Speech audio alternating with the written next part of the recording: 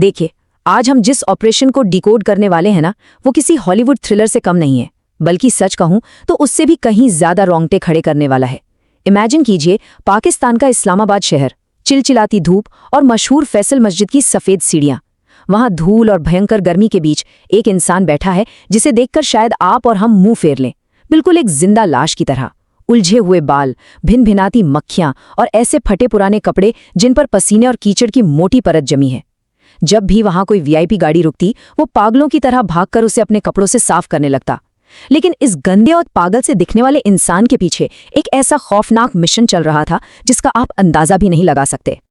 अब जरा इन दो किरदारों को कंपेयर करके देखते हैं। लेफ्ट साइड में एक मानसिक रूप से विक्षिप्त भिखारी है जिसे लोग गालियां देते हैं, धुतकारते हैं और जो वीआईपी कारों को साफ करते हुए अजीबोगरीब तरीके से हंसता है। और राइट साइड में है असलियत।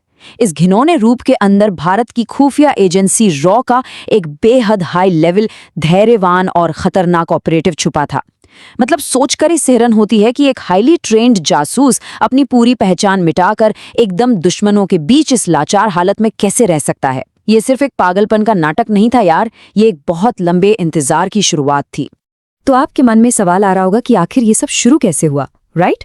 इसका जवाब सिर्फ 3 शब्दों में है, फैसल मस्जिद पैकेज। दरअसल भारत में हमलों को फंड करने वाले एक मोस्ट वांटेड आतंकी की तलाश काफी सालों से चल रही थी।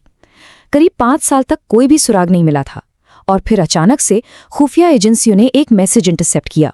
उस छोटे से मैसेज ने ये कंफर्म कर दिया कि वो वांटेड आतंकी फैसल मस्जिद के आसपास आता जाता है।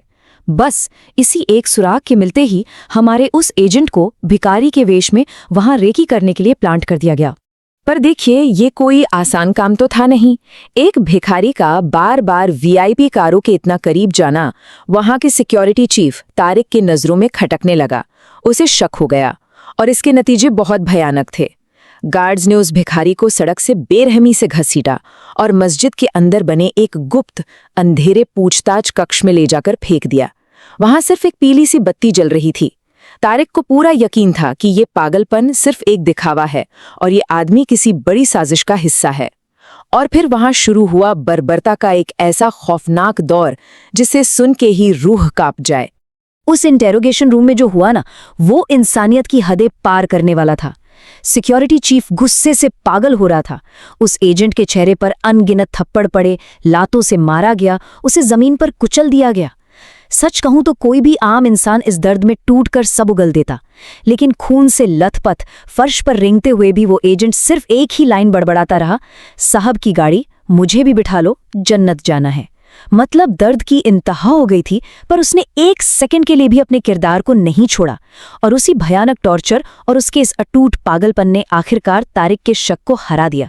उसे लगा ये सच में कोई पागल है और उन्होंने उसे उठाकर वापस उसी सड़क पर फेंक दिया। अब जरा इस टाइमलाइन पर गौर कीजिए। 5 साल और फिर 1 साल, ये आंकड़े इंसान की मेंटल और फिजिकल स्ट्रेंथ की असली परीक्षाएं हैं। उस टारगेट के वहां दिखने का टोटल इंतजार 5 साल का था, लेकिन जरा सोचिए, उस भयानक टॉर्चर को सहने के बाद सिर्फ सड़क की धूल फांकते हुए, लोगों की गालियां खाते हुए, खुद को एक असली पागल साबित करने में ही पूरा 1 साल और बीत चुका था। उसका हर गुजरता हुआ दिन किसी नर्क से कम नहीं रहा होगा, लेकिन उस एजेंट के इरादे बिल्कुल चट्टान की तरह अडिग थे।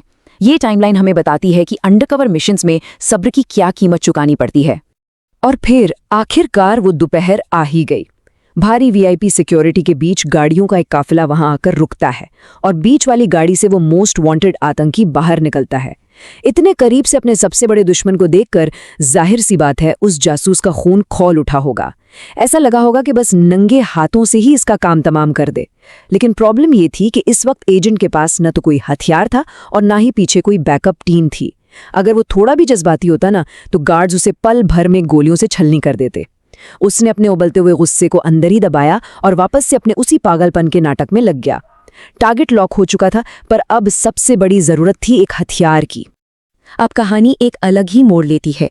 दिन के उजाले में जो इंसान एक लाचार भिखारी दिखता था, रात के अंधेरे में रावलपिंडी के अंडरवर्ल्ड में जाकर उसकी हकीकत बिल्कुल बदल जाती थी। जैसे ही इस्लामाबाद की सड़कें सुनसान हुई, उस एजेंट ने अपना वो भिखारी का चोला उतार कर फेंक दिया। देखिए, एक जासूस के लिए दुश्मनों के गढ़ में हथियार खोजना सीधे सीधे मौत को दावत देना है। फिर भी उसने रावलपिंडी की उन अंधेरी और खतरनाक गलियों का रुख किया जहां कानून का नहीं बल्कि खूंखार तस्करों का राज चलता था। वो एक सीक्रेट अंडरग्राउंड अड्डे में दाखिल हुआ और वहां खुद को एक लोकल आवारा गुंडे के रूप में पेश किया। इस जानलेवा सौदे के लिए एजेंट ने बहुत ही चालाकी से इलाके के सबसे कुख्यात हथियार तस्कर से कांटेक्ट किया। उसने सीधे शब्दों में कहा कि उसे एक ऐसा खिलौना चाहिए जो चीखे नहीं बल्कि खामोशी से अपना काम कर दे।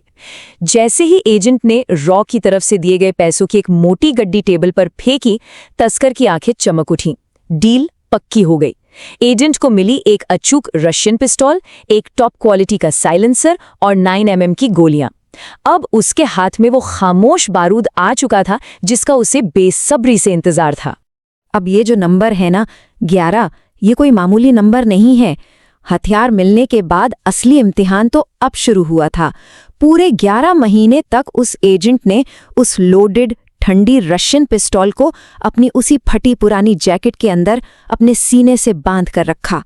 आप सोच सकते हैं, कड़ाके की ठंड में शरीर सुन्न पड़ जाता, भीषण गर्मी की लू से बदन झुलसने लगता, मूसलाधार बारिश के कीचड़ में वो लथपथ रहता, लेकिन उसने हर हाल में उस बंदूक को सुरक्षित रखा।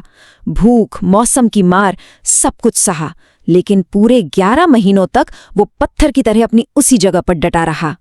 और फिर 11 महीने का वो दर्दनाक इंतजार आखिरकार खत्म हुआ। उस दिन वहां का माहौल अचानक से बदल गया। पुलिस के सायरन गूंजने लगे। 3 काले रंग की गाड़ियों का वही काफिला सीधा मस्जिद की तरफ बढ़ा। वो मोस्ट वांटेड आतंकी अपनी गाड़ी से निकला और सीधा मस्जिद के अंदर चला गया। वो अंदर पूरे 45 मिनट तक रहा। बाहर बैठा वो जासूस अच्छे से जानता था कि ये उस टारगेट की आखिरी नमाज है। जैसे ही वो आतंकी बाहर आया और उसके गार्ड्स ने कार का दरवाजा खोलने के लिए कदम बढ़ाए, एजेंट को समझ आ गया कि अब उसका वक्त आ चुका है। इसके बाद जो हुआ वो सिर्फ 1 सेकंड के 100वें हिस्से में हो गया। इतनी तेज फुर्ती कि कोई पलक भी न झपका सके। पहला कदम, एजेंट अपनी जगह से उठा, चीखते हुए पागलों की तरह भागकर वीआईपी कार के बोनेट पर गिर पड़ा और उसे कपड़े से रगड़ने लगा। दूसरा कदम, जैसे ही वो आतंकी चिढ़कर उसे धक्का देने के लिए आगे बढ़ा, एजेंट ने बिजली की रफ्तार से उसका कॉलर जकड़ लिया। तीसरा कदम, अपने दाएं हाथ से उसी फटू जैकेट के अंदर से वो रशियन पिस्तौल निकाली। और चौथा कदम, बिना कोई मौका दिए उस साइलेंसर लगी पिस्तौल से सीधे उसके माथे के बीचों बीच 3 सटीक गोलियां दाग दी। सालों का वो सब्र, वो बेबसी पल भर में एक अचूक वार में बदल गई थी। लेकिन गोली चलने के तुरंत बाद जो सिचुएशन बनी, उसे सिर्फ 2 शब्दों में कहा जा सकता है, कवर ब्लोन। सफेद मार्बल पर जैसे ही खून फैला, वहां भयंकर अफरा तफरी मच गई। जो इंसान पिछले 5 सालों से जमीन पर रेंगता हुआ एक लाचार सा भिखारी था ना, वो पलक झपकते ही एक फुर्तीले चीते में बदल गया था। उसने पिस्तौल अंदर छिपाई और उस भागती हुई भीड़ को चीरता हुआ निकल गया। तभी सिक्योरिटी चीफ की नजर उस पर पड़ गई।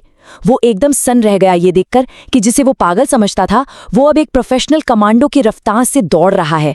गार्ड्स को तुरंत समझ आ गया कि ये कोई भिखारी नहीं बल्कि एक हाईली ट्रेन्ड कातिल है। अब शुरू होती है जान बचाने की वो जद्दोजहद। पीछे से गोलियों की बौछार शुरू हो चुकी थी। हवा को चीरती हुई गोलियां एजेंट के कानों के बिल्कुल पास से गुजर रही थीं। उसने बिना पीछे मुड़े रास्ते में खड़े एक फल के ठेले को जोरदार लात मारकर पलट दिया ताकि पीछे आ रहे गार्ड्स का रास्ता ब्लॉक हो जाए। फिर वो बिजली की तेजी से रावलपिंडी की उन संकरी और घुमावदार गलियों में घुस गया। लेकिन पुलिस के सायरन की आवाजें लगातार करीब आती जा रही थीं। तभी गली के एक नुक्कड़ पर उसे एक चालू मोटरसाइकिल खड़ी दिखी। उसने 1 सेकंड भी बर्बाद नहीं किया, बाइक पर छलांग लगाई, एक्सीलेटर घुमाया और धूल उड़ाती हुई वो बाइक शहर की तरफ भाग निकली।